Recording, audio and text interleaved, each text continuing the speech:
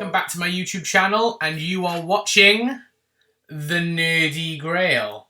Now, once again, it's Thursday, so we've got episode 6 of Agatha All Along, or this one is titled Familiar by Thy Side.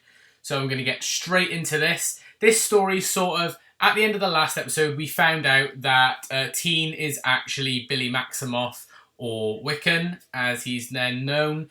And so this sort of goes into a bit more of his backstory. So how did he get up to that point? So this is kind of like a bit of a filler episode, really, but also going over the backstory of Teen / William / Billy. He's got a lot of names in this episode.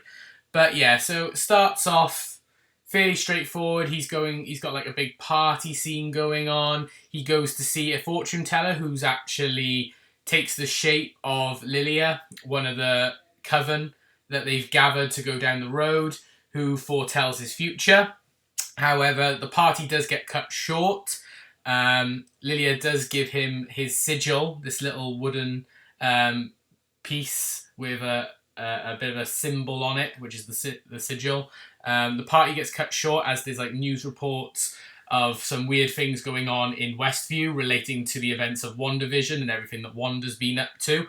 They are talking about the hex is actually getting smaller, so I believe that's towards the end of the series, when Wanda and Agatha are having their sort of battle. Teen is driving home, or William Kaplan, as he's known in that period of his life, are driving home with his mum and dad, and they're all distracted by what's going on with the hex, and they are in a car crash, and William's presumed dead because he smashed his head on the car window, and there's just blood everywhere. He's unconscious, and he starts hearing voices of Wanda, Vision, who appear on the radio, and also Tommy, his brother, and then he magically wakes up. And then there's ambulances and police service rushing over, and one of the police medical people is actually takes the shape of Alice, who's another one of the coven who they've been travelling down the road with as well. He then wakes up in the hospital, and he can start hearing his parents' thoughts. And he later discovers and tells us that this is because he can hear the thoughts of those who he cares most about. And it sort of freaks him out a bit. He goes home and the same thing happens again. His parents are concerned. Will he ever be the same? You know, will he ever remember? Because they say he's got a bit of amnesia. And he sort of has an outburst telling them not to worry, and storms off to his bedroom. Up in his bedroom, he's actually playing a record, and the record is Lorna's version of the Ballad of the Witch's Road. And he starts doing some investigating into characters like Agatha and this so-called Tommy. He starts wanting to find out a little bit more about his past because he's a bit confused. Then 3 years pass and he's in a car with Eddie, who we find out is his boyfriend, and they're sort of professing their love for one another, and it's a bit hard to know what to call him. I suppose at that time he is William, so William then tells Eddie that he's not actually William, that he has another life beforehand and he just can't remember. So they start doing some investigating. And so in order to do that, William and Eddie meet up with someone who'd previously been part of Wanda's little experiment down in Westview, a guy called Randall, who actually played Wanda's brother Pietro Maximoff in the WandaVision show, and it was Quicksilver. He talks about how Wanda tormented him, how nothing he did was his own actions, he just craved freedom, and starts going into all the things that characters like Wanda and Agatha made him do, and tells Teen all about it, or William all about it, even that he'd obviously used Wanda's children to keep people hostage. He said about poisoning a dog. He talked about all sorts of things and tells Teen to stay away from Agatha and don't go to Westview and don't go searching for Agatha, letting Teen / William know that Agatha's still in Westview because she's now trapped under Wanda's spell and thinking that she's a world-famous police detective, as we found out in episode 1 of Agatha All Along. However, Teen doesn't listen to this and actually travels to Westview because he wants to find out more. He wants to find out who he is. He wants to find if he's got a brother called Tommy, and travels to Westview in order to do the release spell to get Agatha free from the spell that we saw in episode 1. And so it sort of plays out a slightly different version of episode 1, where he breaks into Agatha's house, Agatha chases him, and then Agatha does that police interrogation scene.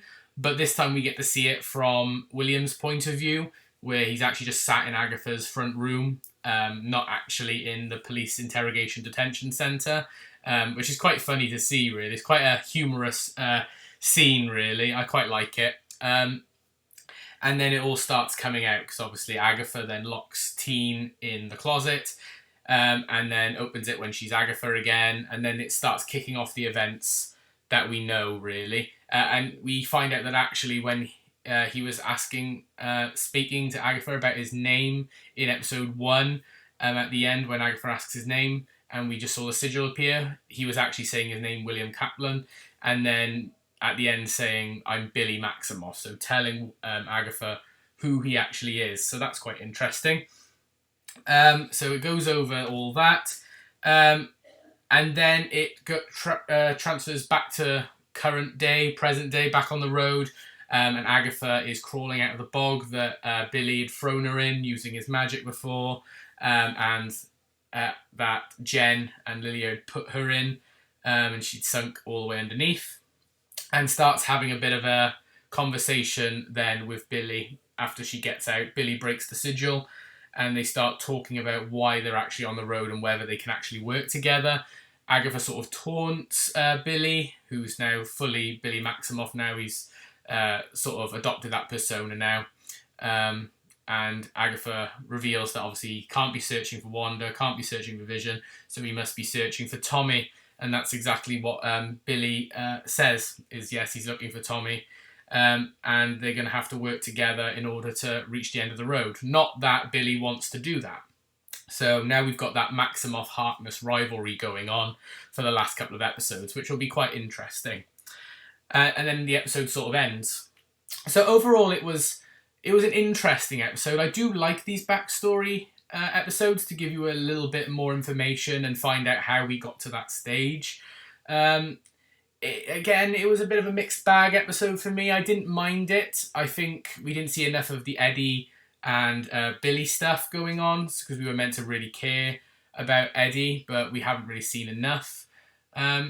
It was okay. It was okay. It was about an average episode. It wasn't anything spectacular again. And I'm starting to get a bit concerned of that with this series. It seems to be about average to sometimes subpar.